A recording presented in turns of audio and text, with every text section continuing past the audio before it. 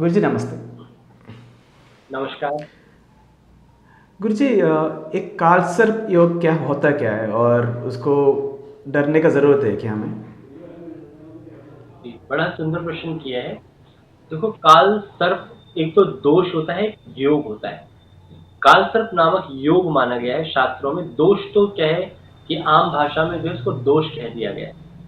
परंतु जी। क्या है, काल सर्प योग कुंडली के अंदर जो है काल सर्प जो है 12 प्रकार का होता है। और उसमें जो अनंत है, वासुकी है, शेषनाग है, पदम है, महापदम है, करकोटक है, तो ये सारे काल सर्प के जो है नाम होते हैं। और काल काल सर्प अगर देखें आप, अगर हरियाणा की साइड पे जाएंगे तो आपको 5 मुंह वाला ही सांप मिलेगा, जिसके 5 मुख होंगे, क्योंकि वहां की जी। जलवायु के हिसाब से होता है।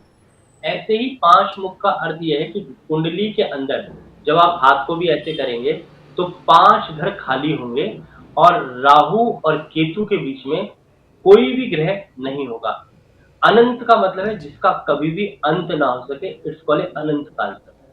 ऐसे ही वासुकी है, शेषनाग है, पदम है, महापदम है, करकोटक है, तक्षक है। तो ये सारे कालसर्प के जो नाम हैं, क्योंकि अलग-अलग प्रकार का जैसे साँप होता है, उसी प्रकार से हमारे जीवन के अंदर कालसर्प जो दोष लग जाता है, वो पिछले जन्मों में कहीं न कहीं किसी सर्प को मारने से हमारे जीवन में इस प्रकार का दोष आ जाता है। तो ये जी। जीवन से कष्ट देता है, क्योंकि जिसकी कुंडली में कालसर्प योग होता है, या तो अर्श पे या फर्श पे, या तो बहुत ऊपर जाएगा या बहुत नीचे जाएगा। तो आदमी की लाइफ को ना स्टेबल नहीं होने देता कालसर्प, जिस कारण से व्यक्ति बहुत ज़्यादा जीवन पर्यंत जो है दुखी रहता है, और बहुत उन्नति करने के बाद भी अर्श पे जाकर वापस फर्श पे आ जाता है। तो इसलिए कालसर्प दोष का निदान जो है बहुत ज़रूरी रहता है, और कालसर्प की पूजा जो है बिल्कुल अवश्य रूप से करानी चाहिए।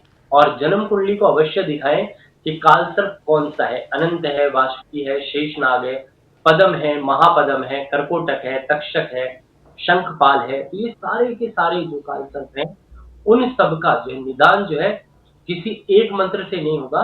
कालसर्प के लिए जो विशेष करके पूजा होती है, और वो पूजा अवश्य करानी चाहिए।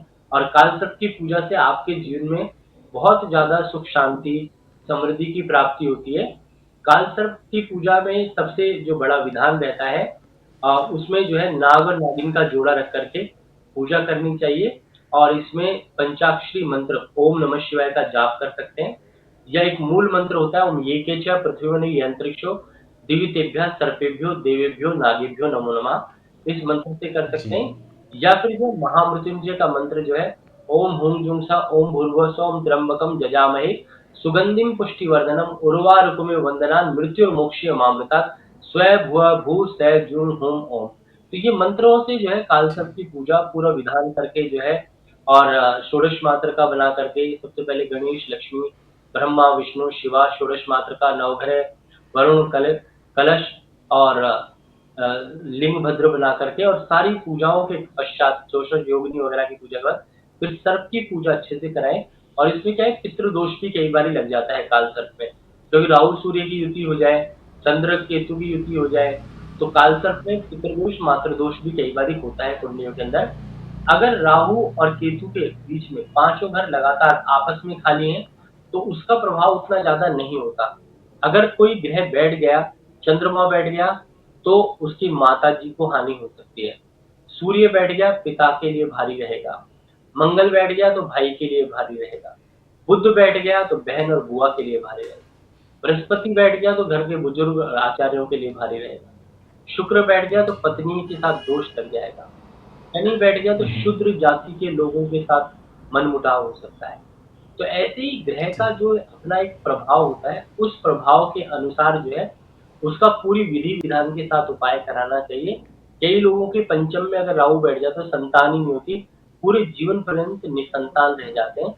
क्योंकि आप नरेंद्र मोदी की कुंडली देखें, उनके पंचम भाव में ही राहु बैठा हुआ है, तो उनकी शादी भी हुई, जी। शादी का सुख भी नहीं प्राप्त हुआ।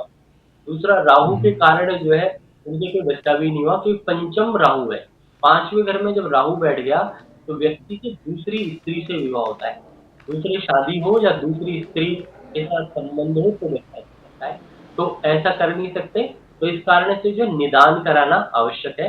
तो राहु की, केतु की शांति अवश्य कराएं, काल सर्प दोष की पूजा कराएं, जिससे कि पूरे विधि विधान के साथ पूजा होने के पश्चात राहु का दान करें। सर्प को जो प्रिय वस्तु होती है वो चंदन होती है, तो लाल और सफेद चंदन लेकर के गले में पहने या चंदन की माला पहने, तो उससे क्या है कि राहु का दुष्प्रभाव हमारे जीवन से धीरे धीरे करके कम होना शुरू हो जाता है। अगर कभी कोई सर्प आपकी गाड़ी के नीचे आ जाए, मर जाए, कोई सांप मार दिया जाए आपके सामने, तो उसको सफेद वस्त्र से जो है जैसे दाह संस्कार करते हैं उस तरीके से करें। और नहीं तो जो है तांबे का नाग नागिन का जोड़ा बना करके और उसकी पूजा करके गंगा जी में छुड़वा करें, या जीवित नाग नागिन का जोड़ा खरीदकर जंगल में छुड़वा दें। तो ये सारे नेचुरल उपाय हैं जिनको आप कर सकते हो। इसके अलावा जो है गंगा स्नान करना, उससे भी आपके पूरे पाप कर्म जो है वो धुल जाते हैं। और कई बार करना, एक बार नहाने से कुछ नहीं होगा, कम से कम 7 बार जो है गंगा स्नान करें और काल सर्प दोष की पूरी विधि विधान के साथ पूजा कराएं, तब जाकर काल सर्प दोष का निवारण होता है। और पूरी विधि से पूजा होने के पश्चात ही काल सर्प दोष आपके जीवन से जाता है। भगवान शिव की जितनी उपासना करेंगे उतना ही काल सर्प का प्रभाव जीवन के अंदर से कम हो जाएगा, क्योंकि भगवान शंकर के गले में जो है उनका जैसे जवाहरात है, ऐसे ही जैसे हार है, जी वो सर्प है उनके गले में। गंगा जी उनके जी मुकुट पे विराजमान है, त्रिशूल है उनके पास। तो कहते हैं कि सारी शक्तियां जो भगवान शिव के अंडर में ही आती हैं, इसलिए शिव की उपासना करने वाले को भी कभी भी कोई बुरा नहीं कर सकता। और काल सर्प दोष का कितना बुरा प्रभाव हो तब भी जो है वो टल जाता है। तो अगर आप चाहते हैं कि आपके जीवन में भी काल सर्प दोष है, तो उससे बचने के लिए भगवान शिव की उपासना ज़्यादा से ज़्यादा करें और अपनी कुंडली दिखा कर के जानें कि कौन सा काल सर्प है, जिससे कि उसका निदान करा सकें। जिससे कि आपके जीवन में जो भी बाधाएँ चल रही हैं, जीवन में समस्याएँ आ रही हैं, उन समस्याओं से आप निदान पा सकते हैं। तो ये काल सर्प का जो दोष मैंने बताया आपको, सबको आप समझ गए होंगे। तो इनका पूरी विधि विधान के साथ पूजन करें और भगवान शिव की उपासना करते जाएं और ओम नमः शिवाय मंत्र का जाप करें, या शिव तांडव स्तोत्र का पाठ भी कर सकते हैं, जो एक लाइन में बताता हूँ। जटाटवी गलज्जल प्रवाह पावित स्थले गलेवलम विलंबिताम्बुजंग तुंगमालिकां डमट डमट जी डमट डमन निनाद डमरवयम चकार चंड तांडवम तनोतु नः शिवा शिवम। ओम नमः शिवाय, ओम नमः शिवाय, ओम नमः शिवाय। जो भी दर्शक देख रहे हैं अपनी कुंडली जरूर देख लें, काल सर्प योग तो नहीं। ओम शांति। तो गुरुजी एक और समस्या है हमारा इसके ऊपर कि मैं एक्चुअली कंफ्यूज हूँ कि सर्प दोष और काल सर्प दोष एक ही है या अलग अलग है? नहीं नहीं, एक ही होता है। सर्प दोष क्या होता है कि जब राहु की स्थिति के ऊपर डिपेंड करता है, क्योंकि एक जी पूंछ है तो एक फन है। तो जो सर्प दोष होता है कुंडली के अंदर, अगर आपका किसी भी भाव में राहु और केतु बैठा हुआ है और एक हम्म, पारदर्शी काल सर्प होता है जिसमें बीच में चंद्रमा आ सकता है और कोई ग्रह नहीं आ सकता, उसको आंशिक काल सर्प बोलते हैं। पर सर्प दोष काल सर्प दोष सेम ही है। जी सेम ही है जी। तो इसको डरने का ज़रूरत नहीं है, आप कह रहे हैं कि डरने का ज़रूरत नहीं, उसका नहीं, नहीं, सॉल्यूशन हमारे पास है। इसके रेमेडीज करें, उपाय करें, उपाय से हर चीज का, हर समस्या का समाधान हो सकता है जीवन के अंदर। जी धन्यवाद गुरुजी, आपने काल सर्प के बारे में बता दिए और काल सर्प और सर्प दोष दोनों सेम है, तो डरने का ज़रूरत नहीं है हमें, ये भी बता दिए। धन्यवाद गुरुजी।